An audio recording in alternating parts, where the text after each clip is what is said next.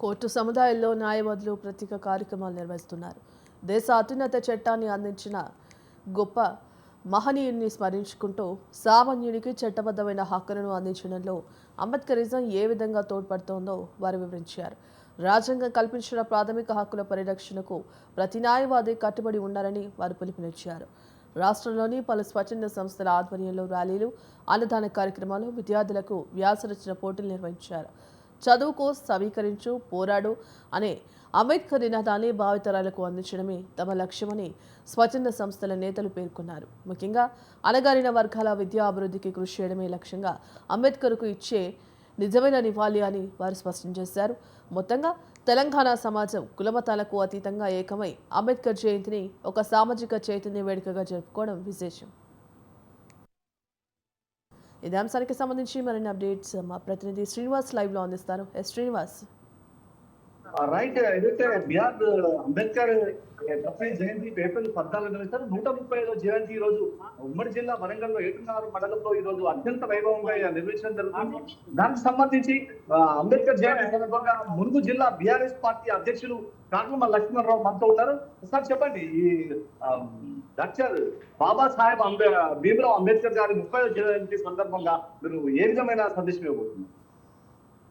అన్నిటికంటే ముఖ్యమైన విషయం ఏంటంటే డాక్టర్ బాబాసాహెబ్ భీమరావు అంబేద్కర్ గారి 135వ జయంతిని ఈరోజు ఏటూరు నాగరం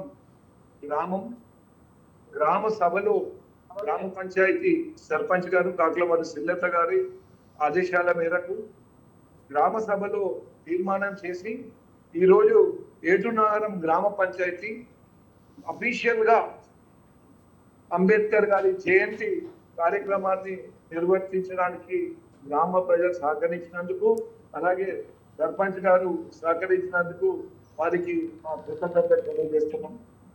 అంబేద్కర్ గారు అంటే అది ఒక స్ఫూర్తి. ప్రతి ఒక్కరూ ఈరోజు మనం ఈ విధంగా స్వేచ్ఛగా జీవిస్తున్నామంటే సమాజంలో ఈక్వాలిటీ, అందరూ ఒకటి అనే భావనతోటి తాను ఏ విధంగానైతే రాజ్యాంగంలో మనకు పొందుపరిచినాడో హక్కులు, వాటన్నిటికీ ఈరోజు భారతదేశం వారికి కృతజ్ఞతలు తెలియజేస్తుంది. యావత్ భారతదేశం అంత గొప్ప వ్యక్తి మన భారత గడ్డ మీద పుట్టడం, ప్రతి ఒక్కరికి సమాజంలో న్యాయం జరగాలి, పెద్ద చిన్న అనే భావన లేకుండా అంతకుముందు ఉన్న పూర్వకాలంలో ఉన్న సమాజానికి పట్టిన పీడలు, సమాజానికి ఏవైతే ఉండే ఆ రోజు నాడున్న అట్టడుగు వర్గాలకు జరిగే అన్యాయాన్ని తాను పోరాడి రాజ్యాంగంలో పెట్టడం అదొక గొప్ప సంఘటన ఈ భారతదేశంలో.